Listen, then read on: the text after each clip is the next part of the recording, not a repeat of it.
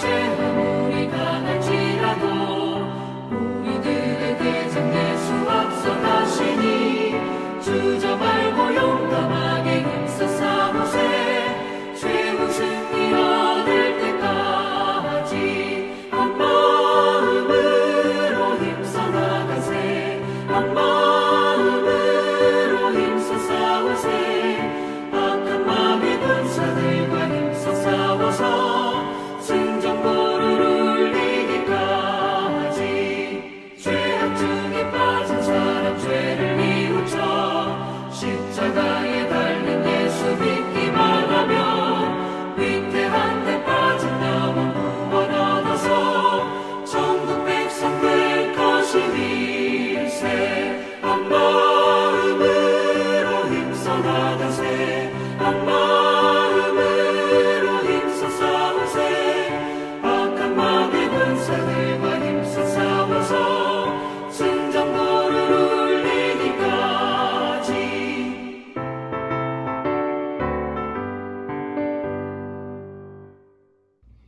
안녕하세요. 김용욱 목사입니다. 지난 한 주간 어떻게 지내셨나요? 시간 참 빠르게 흐르는 것 같습니다. 한국에서는 벌써 포스트 코로나 시대를 맞이하고 있고요. 이곳 LA에서도 오늘부터 봉쇄령이 점차 해제되면서 부분적인 영업 재개를 시작한다고 합니다. 이제 활동을 재개하며 만나는 여러 상황들을 통해 각자의 면역력을 보다 강하게 키워나가야 할 때인 것 같습니다. 오늘은 다니엘 7장을 묵상합니다. 함께 읽고 내용을 살펴보도록 하겠습니다. 다니엘 7장. 벨사살이 바빌론 왕이 된 첫 해에 다니엘은 잠자리에서 꿈을 꾸면서 머릿속으로 환상을 보고 그 꿈을 적었다. 그가 적은 내용의 줄거리는 다음과 같다. 다음은 다니엘이 한 말이다. 내가 밤에 환상을 보았는데 동서남북 사방에서 하늘로부터 바람이 큰 바다에 불어닥쳤다. 그러자 바다에서 모양이 서로 다르게 생긴 큰 짐승 4마리가 올라왔다.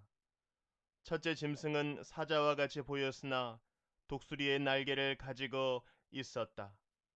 내가 살펴보고 있는 동안에 그 날개들이 뽑혔다.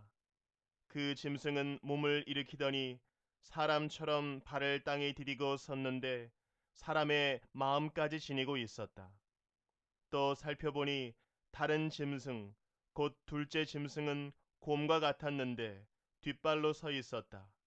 그 짐승은 갈빗대 3개를 물고 있었는데 누군가가 그에게 이렇게 말하였다. 일어나서 고기를 많이 먹어라. 그 뒤에 내가 또 살펴보고 있는데 또 다른 짐승이 나왔다.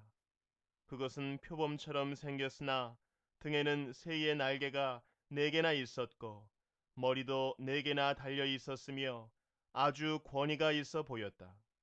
그 뒤에 내가 밤에 환상을 계속 살펴보고 있는데 넷째 짐승이 나왔다.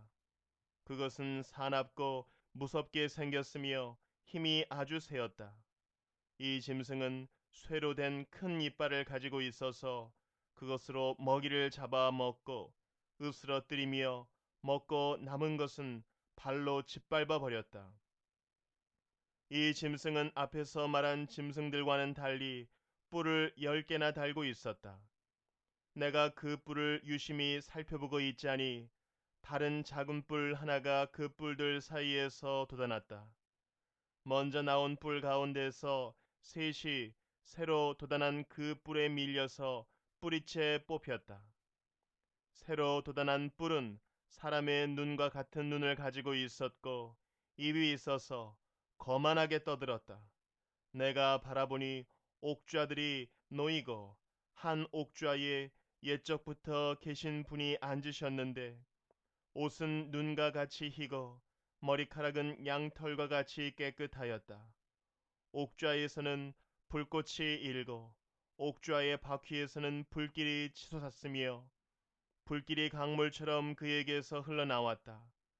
수종 드는 사람이 수천이요 모시고 서 있는 사람이 수만이었다. 심판이 시작되는데 책들이 펴져 있었다. 내가 보고 있는 동안에 작은 뿔이 크게 떠드는 소리를 들을 수 있었다. 내가 살펴보니 넷째 짐승이 살해되고 그 시체가 뭉그러져서 타는 불에 던져졌다. 그리고 그 나머지 짐승들은 그들의 권세를 빼앗겼으나 그 생명은 얼마 동안 연장되었다. 내가 밤에 이러한 환상을 보고 있을 때에 인자 같은 이가 오는데 하늘 구름을 타고 와서 옛적부터 계신 분에게로 나아가 그 앞에 섰다. 옛부터 계신 분이 그에게 권세와 영광과 나라를 주셔서 민족과 언어가 다른 뭇 백성이 그를 경배하게 하셨다. 그 권세는 영원한 권세여서 옮겨가지 않을 것이며 그 나라가 멸망하지 않을 것이다. 나 다니엘은 마음속이 괴롭고 머리의 환상들이 나를 번민하게 해서 거기에 서 있는 천사들 가운데 하나에게 가까이 가서 이 모든 일을 두고 참뜻을 물었다. 그가 나에게 설명하면서 그 일을 풀이하여 알려주었다. 이 큰 짐승 네 마리는 앞으로 땅에서 일어날 네 왕이다. 그러나 가장 높으신 분의 성도들이 나라를 얻을 것이며 영원히 그것을 누릴 것이다. 그때에 나는 넷째 짐승의 참뜻을 더 알고 싶었다. 이 짐승은 다른 모든 짐승과 달랐으며 매우 사납고 쇠의 이빨과 노새의 발톱으로 먹이를 잡아먹고 으스러뜨리고 그 나머지 짐승들을 발로 짓밟아 버렸다. 나는 또 그 짐승의 머리에 있던 10뿔과 새로 돋아난 다른 뿔 하나도 알고 싶었다. 그 다른 뿔 앞에서 새 뿔이 빠졌다. 그 뿔에는 눈들이 있고 크게 떠드는 입이 있었으며 그 모습이 다른 뿔들보다 강하게 보였다. 내가 보고 있을 때에 새로 돋은 그 뿔이 성도들에 맞서서 전쟁을 일으키고 그들을 이겼으나 옛적부터 계신 분이 오셔서 가장 높으신 분의 성도들의 권리를 찾아주셔서 마침내 성도들이 나라를 되찾았다. 그 천사가 이렇게 말하였다. 넷째 짐승은 땅 위에 일어날 넷째 나라로서 다른 모든 나라와 다르고 온 땅을 삼키며 짓밟고 으스러뜨릴 것이다. 그 10뿔은 이 나라에서 일어날 10왕이다. 그 뒤에 또 다른 왕이 일어날 것인데 그 왕은 먼저 있던 왕들과 다르고 또 전에 있던 새 왕을 굴복시킬 것이다.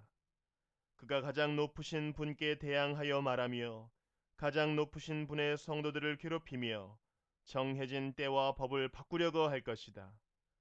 성도들은 한 때와 두 때와 반 때까지 그의 권세 아래에 놓일 것이다. 그러나 심판이 내려서 그는 권세를 빼앗기고 멸망하여 없어질 것이다. 나라와 권세와 온 천하 열국의 위력이 가장 높으신 분의 거룩한 백성에게로 돌아갈 것이다. 그의 나라는 영원한 나라다. 권세를 가진 모든 통치자가 그를 섬기며 복종할 것이다. 이것이 그 환상의 끝이다. 나 다니엘은 이 생각 때문에 고민하여 얼굴색이 변하였지만 이 일을 마음에 간직하였다. 이제 다니엘 7장의 내용을 살펴보도록 하겠습니다. 오늘 읽은 7장의 내용을 보면 벨사살 왕 첫 해에 다니엘은 잠자리에서 꿈을 꾸며 머릿속으로 환상을 보았다고 합니다. 여기서 벨사살 왕은 지난 수요일에 묵상했던 5장에 나오는 왕입니다. 하나님의 기준에 미치지 못하였다고 하여 벽에 글씨를 본 그날 살해를 당하였죠. 오늘 다니엘이 본 환상의 내용은 그 벨사살이 왕이 된 첫 해에 보았던 환상의 이야기입니다. 다니엘은 먼저 바람이 부는 바다에서 올라온 네 짐승을 봅니다. 첫 번째 짐승은 사자처럼 보이는데 날개를 달고 얼마 후 날개가 뽑히고 몸을 일으키더니 사람처럼 서 있었습니다. 두 번째 짐승은 곰 같은 것이 갈빗대 3개를 입에 물고 올라왔습니다. 세 번째 짐승은 네 머리에 네 날개를 단 표범입니다. 그리고 네 번째는 사납고 무섭게 생긴 뿔이 10개가 달린 짐승입니다. 이어서 다니엘은 또 다른 환상을 봅니다. 옥좌들이 놓이고 한 옥좌에 계신 옛적부터 계신 분이 앉아 계셨고 심판이 시작되며 책들이 펼쳐져 있습니다. 그러는 가운데 작은 뿔이 크게 떠드는 소리가 들려서 보니 넷째 짐승이 살해되고 타는 불에 던져집니다. 그리고 나머지 짐승들은 권세를 빼앗기고 생명이 얼마 동안 연장됩니다. 이 환상을 보고 있을 때에 인자 같은 이가 구름을 타고 옛적부터 계신 이 앞으로 나아갑니다. 그러자 옛적부터 계신 분은 인자 같은 이에게 권세와 영광과 나라를 주시고 모든 민족이 그를 경배하게 하십니다. 지금은 컴퓨터 그래픽 작업을 통해 이런 짐승들을 그려낼 수 있지만 현실에는 분명히 존재하지 않는 모습을 지닌 짐승들입니다. 이 환상은 도대체 무슨 뜻일까요? 보통은 이런 꿈을 꾸면 개꿈이겠거니 하면서 그냥 넘어갈 수 있지만 다니엘은 그것이 마음에 걸려 속이 괴롭고 환상들로 인해 번민했다고 합니다. 그래서 그 뜻을 천사에게 묻자 천사는 이렇게 대답해 줍니다. 이 큰 짐승 4마리는 앞으로 땅에서 일어날 내 왕이다. 많은 사람들이 다니엘의 이 환상을 가지고 역사를 비교해 보니 이 4왕은 차례대로 바벨론, 페르시아, 그리스, 그리고 로마와 그로부터 나온 10나라라고 말합니다. 이것은 또한 다니엘 2장에서 느부갓네살 왕이 보았던 신상과 같은 의미라고 말합니다. 그런데 성경을 보면 천사는 4 짐승에 대해서 너무나도 간단하게 앞으로 땅에서 일어날 내 왕이다 라고 말합니다. 그리고 이어서 18절에 이렇게 말합니다. 그러나 가장 높으신 분의 성도들이 나라를 얻을 것이며 영원히 영원히 영원히 그것을 누릴 것이다. 즉 천사가 말하고 싶은 것은 내 왕이 아니라 영원한 나라입니다. 18절의 내용을 다시 보면 내 왕들이 일어날 것이지만 결국 가장 높으신 분의 성도들이 나라를 얻을 것이고 그 성도들은 그 나라를 영원히 영원히 영원히 누릴 것이라는 것입니다. 바다에 바람이 불듯이 전쟁의 소용돌이가 일어납니다. 그리고 그 속에 뛰어난 왕들이 등장합니다. 그들은 자신의 나라를 세웁니다. 하지만 그들의 나라는 오래가지 않습니다. 결국 영원한 나라를 차지하는 것은 가장 높으신 분의 성도들입니다. 그리고 이들은 그 나라를 영원히 영원히 영원히 누릴 것입니다. 이것이 바로 오늘 우리에게 주시는 메시지입니다. 하지만 다니엘의 마음에 왠지 넷째 짐승이 마음에 걸렸습니다. 그리고 더 자세히 알기 원했습니다. 그러자 천사는 곧 이에 대해 대답을 해줍니다. 여기서 넷째 짐승은 다른 나라와 다른데 어떤 일을 한다고 나와 있나요? 첫 번째로는 가장 높으신 분께 대항을 한다고 말합니다. 두 번째로는 가장 높으신 분의 성도들을 괴롭힌다고 합니다. 세 번째로는 정해진 때와 법을 바꾸려고 할 것이다 라고 말합니다. 이것이 바로 마지막 때에 있을 일들입니다. 어떤 사람들은 넷째 짐승이 천주교와 교황에 대한 이야기다 라고 말하기도 하는데요. 저는 지금 이 마지막 시대에 하나님을 대항하는 모든 세력들이 바로 이 넷째 짐승이라고 말하고 싶습니다. 그러면 우리는 어떤 말씀으로 위로를 얻을 수 있을까요? 천사는 곧 이렇게 말합니다. 심판이 내려 넷째 짐승은 결국 권세를 빼앗기고 멸망하여 없어질 것이다. 나라와 권세가 가장 높으신 분의 백성에게로 돌아갈 것이다. 그의 나라는 영원하며 모든 통치자가 그를 섬기며 복종할 것이다. 그렇습니다. 예수님도 마지막 시대를 살아갈 우리들에게 말씀하시기를 끝까지 견디는 자는 구원을 얻을 것이다 라고 하셨습니다. 또한 믿는 자들을 위해 처소를 예비하러 가신다 라고 하셨습니다. 지금 이 시대에 우리들에게 필요한 것은 바로 인내와 소망입니다. 지금 보면 그렇게 크고 훌륭했던 바벨론의 영화도 역사 속에 흩어진 이야기 가운데 하나가 됩니다. 세계 불가사의 가운데 하나라고 하는 수많은 문학적인 또는 문화적인 작품들도 시대가 흘러감에 따라 이름만 남고 마는 것이 바로 우리가 사는 인생입니다. 다니엘은 뜻하진 않았지만 포로로 잡혀가서 바벨론의 흥망성쇠를 보며 네 왕들을 지나 바벨론의 몰락까지 보며 새로 탄생한 메데바세의 왕까지 만나보았습니다. 이 격변하는 시대 속에 다니엘은 무엇에 희망을 두고 살았을까요? 다니엘은 시시각각 어려움 속에 또는 평안 속에 그와 함께 하시는 하나님, 그리고 그에게 보여주신 환상 속에 보이는 그 인자 같은 이에게 희망을 걸었을 것입니다. 그리고 시대와 모든 것을 주관하시는 하나님께 오직 소망을 두고 남은 여생을 살아갔을 것입니다. 이제 우리는 코로나 이후의 시대를 맞이합니다. 이번에도 우리가 다니엘처럼 평생에 걸쳐 배운다는 자세로 겸손히 모든 일들을 받아들인다면 요동치고 변화하는 세상 속에서 영원히 변하지 않고 흔들리지 않는 나라를 마음에 품으며 모든 상황에 용기 있게 대처하는 그러한 삶을 살 수 있을 것입니다. 기도하겠습니다.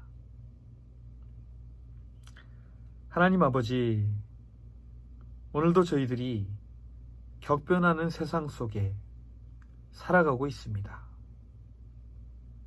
그러나 평생에 걸쳐 살아계신 하나님을 체험하고 그 메시지를 들었던 다니엘처럼 언제나 배운다는 자세로 겸손히 살아가며 감사하며 살아갈 때에 하나님 아버지의 그 영원한 나라를 바라보며 늘 평안한 마음을 얻게 될 줄로 믿습니다.